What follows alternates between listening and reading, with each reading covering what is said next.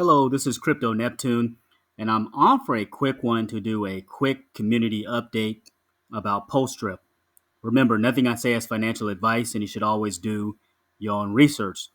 And thank you to those who continue to support the channel.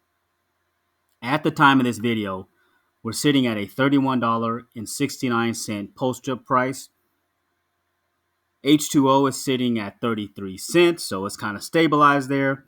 And then PLS is sitting at 6761, right? We're now sitting at 1,203 faucets, as you can see here.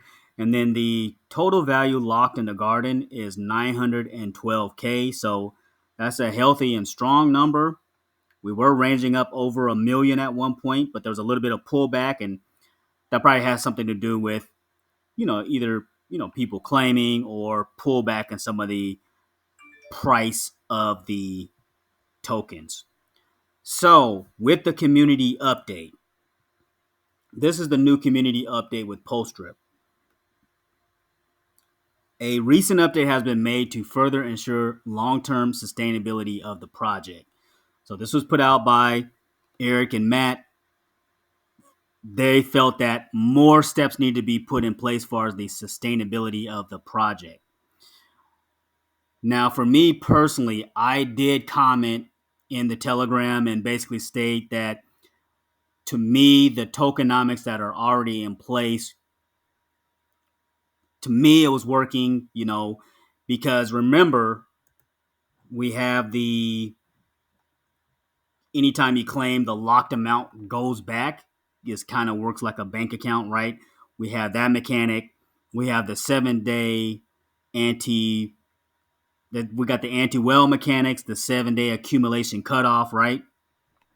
So for me, I said, hey, I honestly feel we were fine because now, granted, I expected some after we had that initial pump. I expected some pullback in the price, right? It's to be expected because people are going to take profits. But Matt and Eric still felt that another measure needs to be put in place. So this new update kind of changes things. A claim now reduces daily ROI from 1% to 0.5%, right? And compounding increases daily ROI by 0.1%. So pretty much what this means is if you claim, your daily percentage is going to go down to 0.5%. The next day it's going to be 0.6%, 0.7%, 0.8%, 0.9%, then back to 1%, right? How many are saying that this should be played now is a 24-4 strategy or a 24-7 strategy. So meaning you would compound for 24 straight days, let your rewards accumulate for 4 days, and then pull profits after that fourth day. Or you could do something like a 24-7 in which you compound for 24 days and then let your rewards accumulate for 7 days and pull profits, right? Each person's strategy is going to be a different, especially if,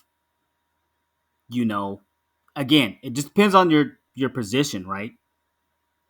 Me, I kind of have a smaller account and I'm kind of building it up. So me, it's important for me to get that 1% daily.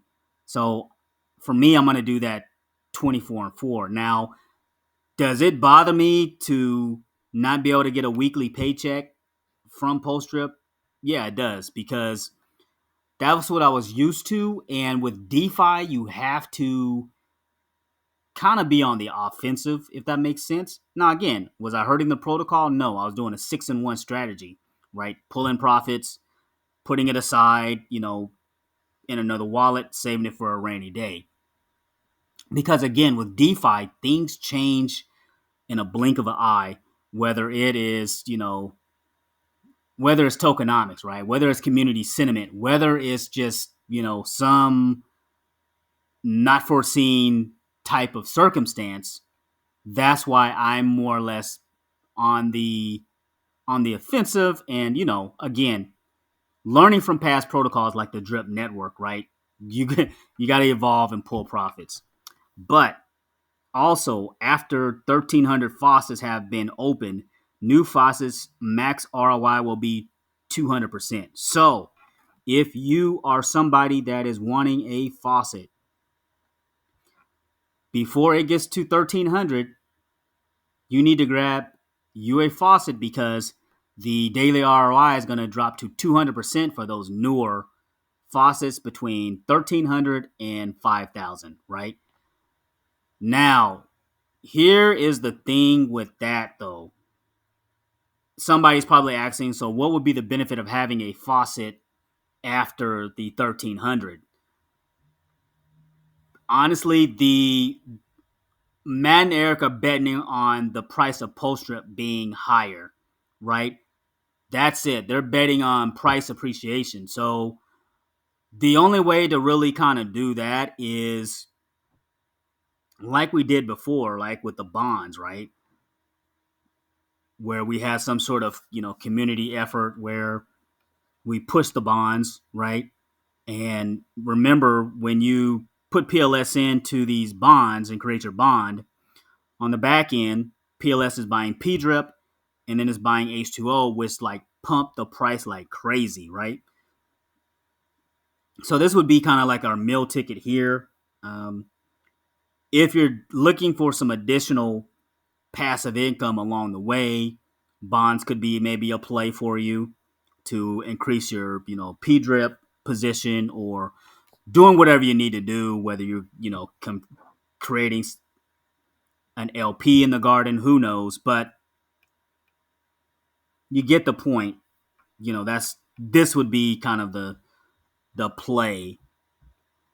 And you could also, getting back to this daily ROI stuff, you could do like a bi-weekly. Now again, you're going to be taking a hit twice a month because you're going to be dropping down to 0.5%. So it's kind of like, is it really worth it? It just kind of depends on how far along you are in your journey, right? Everybody's strategy is different.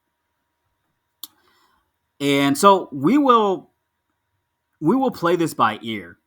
So we'll play this by ear. I mean, like I mentioned before, the one thing is vital is community sentiment because we've seen it with the Drip Network and how that, you know, pretty much was kind of like that nail that really, dug into the community, right? And I overlooked it, being kind of a newbie in DeFi back then. I overlooked it. I said, hey, we're getting the 1% per day. We're going to be fine, right?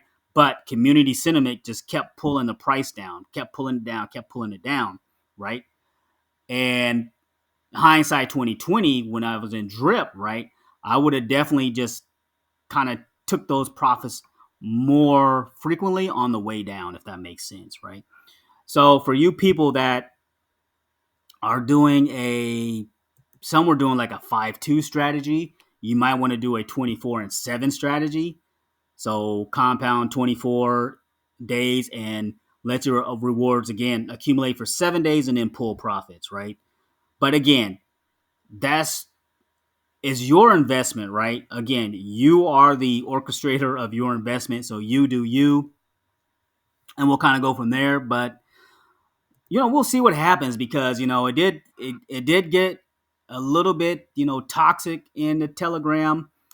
Some words were said between people, and so that for me, I said, okay, I just need to take a step back and just step away for a little bit, and then kind of go from there, and make sure I am coming off as in a positive light when I get on and do this content and stuff like that. So I said, let me just take a breather, get back, and so we'll see. We'll see if time heals all wounds, if apologies can be said on both sides, because a lot of people within the community, they're putting in blood, sweat, and tears, right? Whether you are, communicating in Telegram, whether you're sharing information on Twitter, on various social media platforms, like everybody within the PulseDrip community plays a part, from the developers, Eric and Matt, and constantly putting out these projects with PulseDrip, Bonds, Gardens, Aquablades, and many more projects, Kitchen Sink. But we all play a part, and it's important that each part is respected, and going forward we can kind of move in a positive light. Now, do sometimes with these projects tough decisions have to be made? Yeah, I believe so. Tough decisions have to be made, but at the same time, I feel also that maybe somebody else in the community could have potentially had another solution that could have been beneficial, right? So you never know with these things, right? Somebody was mentioning to me a solution. I was like, you know what, that's a good idea. But at this point, it's neither here or there. As it stands right now, this is the sustainability proposal, and that has been enacted into the contract, right? So this is where we're sitting at right now. But anyway, PulseDrip still paying out, Bond still paying out, Garden still paying out. Um, Aqua Blaze is still kind of doing its thing, so we'll just kind of just play this by ear and kind of see how the community sentiment is going forward. But hey, we're sitting at a $31.69 PulseDrip price. I mean, a lot of projects would kill to have this price point at this time on a high yield protocol. So that is something definitely positive to look at.